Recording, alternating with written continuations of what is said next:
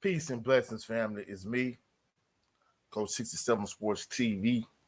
Shout out to the awesome, phenomenal, and amazing LDBC, Lions in Boston community. Shout out to Anthony O'Neill and the Impact Creative Society. And shout out to the greatest university in the world, the Southern University, home of the mighty Jaguars. For episode 4 of the Coach's Show, I plan on being here for a good time, but not a long time. So I plan on getting in and out. It's going to be a real brief and quick show.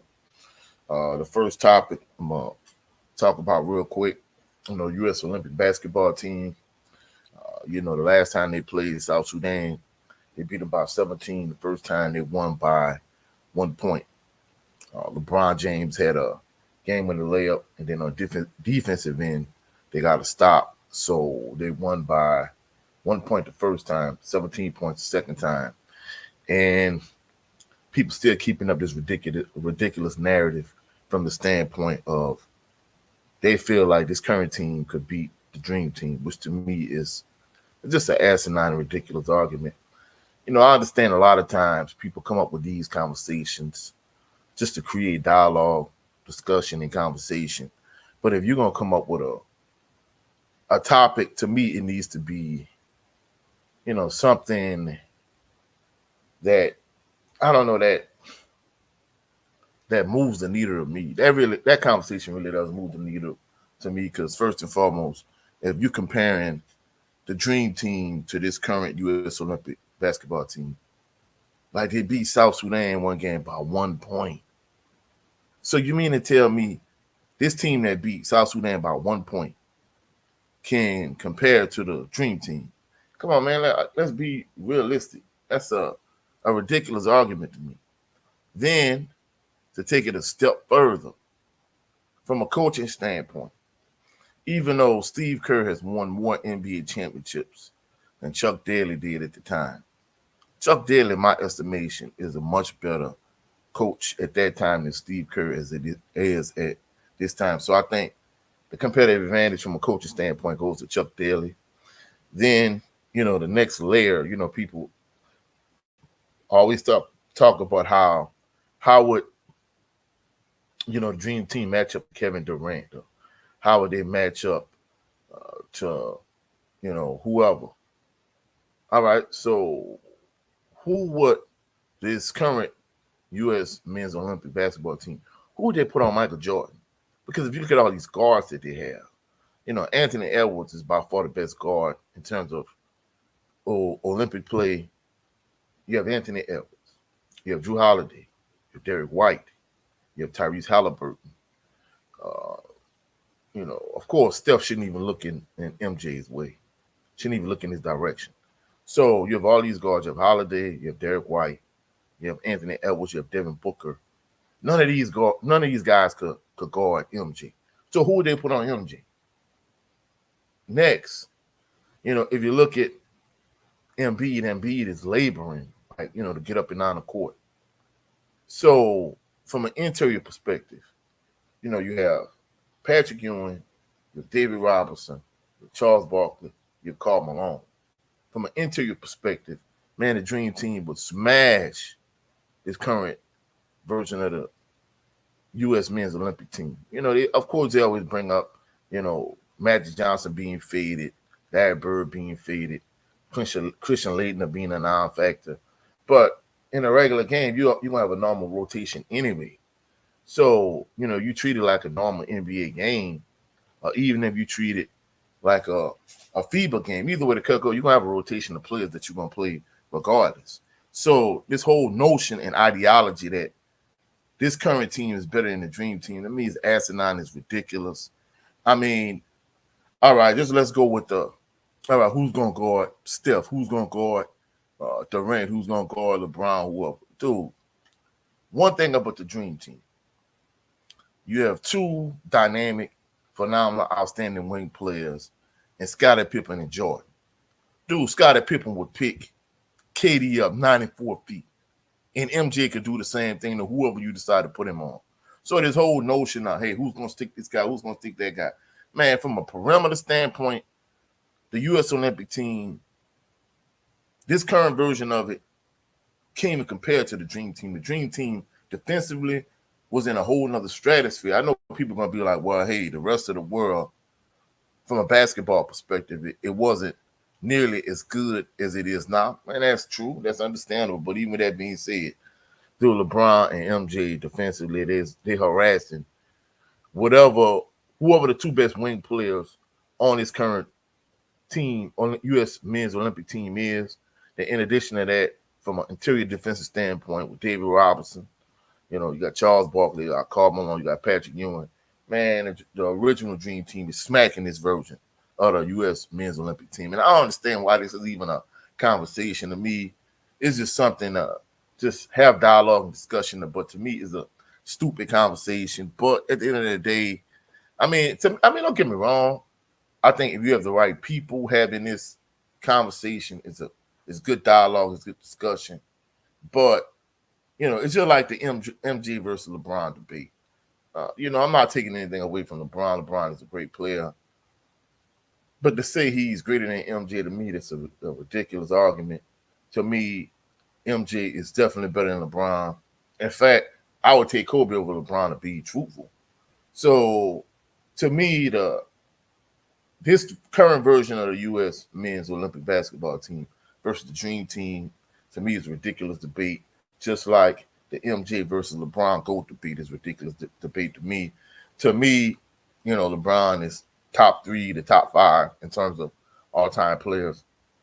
I don't think you could put him over MJ, and I don't think you could put this current men's team, U.S. Olympic basketball team, over the Dream Team. That's just me. That's just my personal opinion. In terms of boxing, I'm not really even going to even touch on boxing because, even though you got a lot of good fights going on today, that's the thing about them. They're just good, solid, decent fights.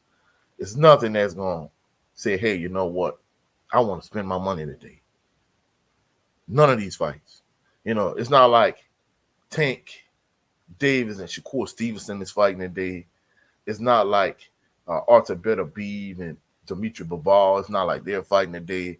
It's not like Canelo Alvarez is going to grow a pair and actually fight David Benavidez. None of those fights are happening today.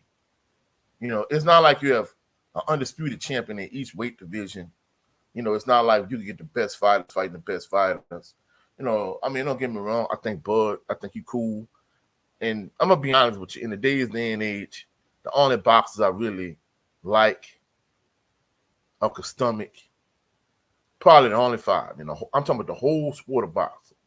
Of course, my number 1 favorite fighter, the Bronze Bomber Deontay Wilder. 2, Devin the Dream Haney. 3, Errol Spence Jr. Regis Prograis, and Bud Crawford. That's probably the only 5 fighters. And I don't even really like Bud like that, but pound for pound, I think he's definitely the best fighter in the world. I don't think it's even a debate. These people that try to say like Monster Inoue is pound for pound the best fighter in the world, to me, that's another ridiculous argument. To me, saying Monster Inoue is the best fighter pound for pound in the world is the equivalent to when they were saying Roman Chocolatito Gonzalez was the best pound for pound fighter in the world. To me, it was a ridiculous argument. And then you're moving down the line when people were saying Vasil Lomachenko, who had less than 10 fights, with 1 unavenged loss on his record. To me, it's just as ridiculous. Of course, that was ridiculous too. Them saying Loma, pound for pound, was better than Andre Ward and Terrence Bud Crawford at the time. Man, so to me, boxing, it likes to push certain narratives. And race plays a huge factor in it. But, just from a boxing perspective, that's why I'm really not interested in a lot of these fights today. Don't get me wrong. Good, solid card. A lot of good, decent fights, good, decent card. But at the end of the day, until I get like the elite level fights I want on a consistent basis, like, Tank fighting Shakur, like Canelo versus David Benavidez, like Artur Beterbiev versus Dimitri Bivol. Until I get those type of fights on a consistent basis, like Devin the Dream Haney, if he could get that Kyle Teofimo Lopez in the ring. To me, until I get those type of fights, like I'm not really moved by, most of what's going on in the world of boxing. But just from a boxing standpoint, just to piggyback off of what we talked about last week on the Southern Baller Show with my brother, Jared 11 Green, JB, and brother Brent Fox. We talked about, my favorite fighter, the Bronze Bomber Deontay Wilder. And we talked about, him going on a bum bash, and taking a few tune-ups. And, just to kind of revisit that discussion, you know, we all kind of had our own take. And of course, me, I was trying to be funny when I say Wilder should fight, fighters like Frazer Kendall, like Michael Grant, like Jamil McCline, like Shannon Briggs. It was a joke by me saying that, hey, I wouldn't even fight Jermaine Franklin, Mike with a bounty hunter. I wouldn't even fight those guys. I'll fight some of these fighters from like the 90s or the 2000s. I didn't mean it from a literal standpoint. The point I was just trying to make is, like, I will fight fighters, the comeback fight AB had, like when he's fighting against an actual lawyer. Like, I'll fight that type of opposition to the point where, you let him get a few tune-ups in, just go on a bum bash, like a bum a month. Like, you fight the bum of the month club, for a few fights, get your little confidence, get your little swag back. Then I will go after Francis Ngannou. Wilder versus Ngannou would be, to me, I think it's still a big money fight, even though, Wilder going to spark Ngannou. And then, like my brother, Brent Fox was saying, then I will try to pivot and go towards Joe Joyce. To me, if you go on a little run and you get those few fights out the way, then, like Brent Fox was saying, he's going on a redemption tour where you could try to get your W back against Joseph Parker, then Big Bang Zane. And then by that point, of course, I wouldn't even look at Anthony Joshua because he's a coward. He's not going to fight you. I wouldn't even look in his direction. To me, I would go towards see if I can get a fight with Usyk. If Usyk don't want no smoke, then I'll just try to fight for a belt. If not, then call it a career. But, at the end of the day, whatever champ wants to do, I'm rocking with him. I'm supporting him. But at the end of the day, like the sport of boxing, in my opinion, it's just a trash sport. And that's the way I feel. And from a Southern University perspective, because I'm getting ready to shut this particular show down, basically, it's not a whole lot going on. The week after, next weekend, of course, I'm going to be in Atlanta for the LDBC meet and greet. After the meet and greet the following week, maybe I'll probably go to Southern University. They're doing a similar type thing, Fan Day, Fan Fest. I might attend that. Who knows? I don't know. Depending on how things go, what time it is. So, I might go to Fan Fest week after next. And then the following week, is the season opener against McNeese State. But, on my next show, I'm going to talk about Southern University in depth in terms of, leading up to the start of the season. And in addition to that, I got some big plans for this upcoming season. So, y'all check me out. I appreciate everybody that's going to watch this on playback because, I don't have nobody in the live chat right now, but, everybody's going to watch this on playback. I appreciate y'all to the fullest. Everybody's been rocking with me since day one. All the Jaguar Nation, the entire LDBC, all my LDBC family members and brethren. And, y'all check out my brother Brent Fox on his show. It's just me, his 20 by 20 series. Check him out. Tomorrow, 3:30 Central Standard Time. My brother Jared 11 Green, the Southern Baller Show. Who knows what he's cooking on that particular show for us tomorrow. So on his channel, 3:30 p.m. Central Standard Time, Southern Baller Show. Our brother Brent Fox with his show. It's just me.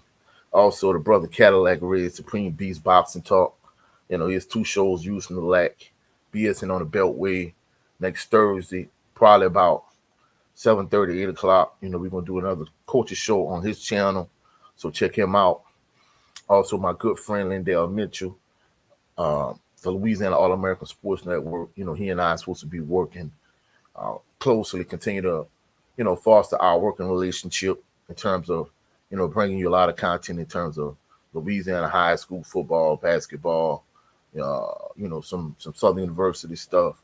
So, just check me out because, I'm supposed to be doing a lot of collabs coming up, a lot of collabs coming down the pipe. So I appreciate everybody that's been rocking with me, been supporting me. Catch y'all on the rebound. Y'all have a blessed and phenomenal day, blessed and phenomenal weekend. Catch y'all on the rebound. Peace and blessings.